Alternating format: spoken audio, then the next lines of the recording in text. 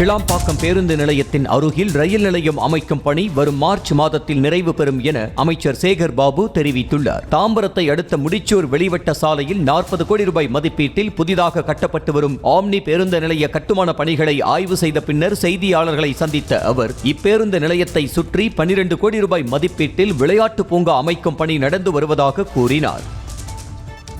கிளாம்பாக்கம் ரயில் நிலையத்தை பொறுத்தளவில் போதிய நிதியை அவர்கள் கோரியபடி சென்னை பெருநகர வளர்ச்சி குழுமம் வழங்கியிருக்கின்றது.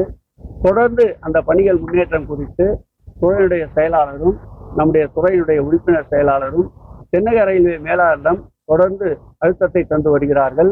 அவர்கள் இன்னொரு 3 மாத காலத்திற்குள் முடிப்பதாக தெரிவித்திருக்கிறார்கள். மார்ச் மாதம், அடுத்த ஆண்டு மார்ச் மாதத்திற்குள் முடிப்பதாக வாக்குறுதி தந்திருக்கின்றார்கள். செய்திகளை உடனுக்குடனும் துல்லியமாகவும் தெரிந்து கொள்ள சப்ஸ்கிரைப் பண்ணுங்க.